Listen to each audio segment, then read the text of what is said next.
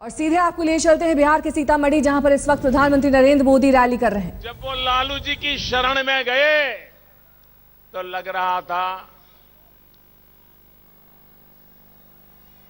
कि अब वो बचने के लिए रास्ते खोज रहे हैं। फिर मैडम सोनिया जी के शरण चले गए तो हमें लगा अब तो उन्होंने लोहिया जी को छोड़ दिया, जयप्रकाश नारायण को छोड़ दिया, अब ये बच नहीं सकते। सारी कोशिशें कर ली पिछले 6 महीने में, कुछ हाथ नहीं लगा, तो अब जंतर मंतर आ गया। भाइयों बहनों, ये जंतर मंतर उनकी श्रद्धा का विषय हो सकता है, उनकी व्यक्तिगत श्रद्धा का विषय हो सकता है।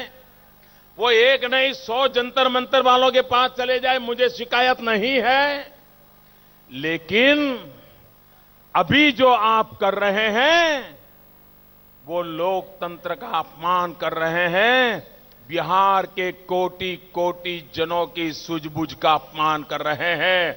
आप 21वीं सदी में जाने के बजाय बिहार को 18वीं शताब्दी में घसीटते चले जा रहे हैं, और इसलिए मेरा इतराज है।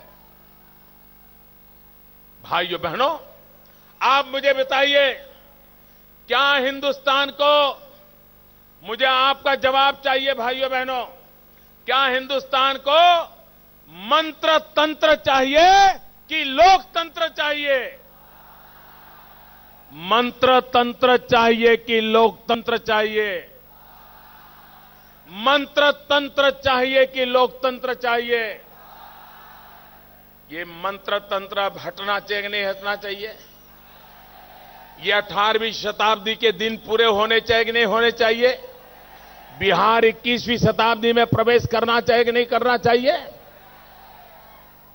भाइयों बहनों, हम तो देख रहे थे कि लालू जी बड़ा अच्छा मनोरंजन करते हैं। कई वर्षों के बाद बिहार को थोड़ा मनोरंजन मिल रहा है, लेकिन इन दिनों लालू जी और नीतीश जी के बीच में हर विषय की स्पर्धा चल रही है, चाहे करप्शन की हो, चाहे सत्य से नाता छोड़ने की हो, चाहे भाई भतीजेवाद को पुरस्कृत करने की बात हो, चाहे अपराधीकरण को रक्षित करने का प्रयास हो। ऐसा लग रहा है लालू जी और नीतीश जी में स्पर्धा चल रही है, लेकिन अब तो मनोरंजन में भी उन्होंने स्पर्धा शुरू कर दिया है। नीतीश जी को कल हमने प्रैक्टिस करते देखा, वो मुशायरा कर रहे थे, मुशायरा।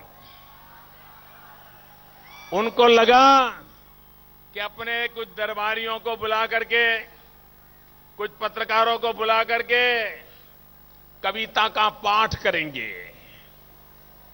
और कविता का पाठ करके, मुशायरा करके वे लालू जी को परास्त करके एक नया मनोरंजन का खेल करेंगे।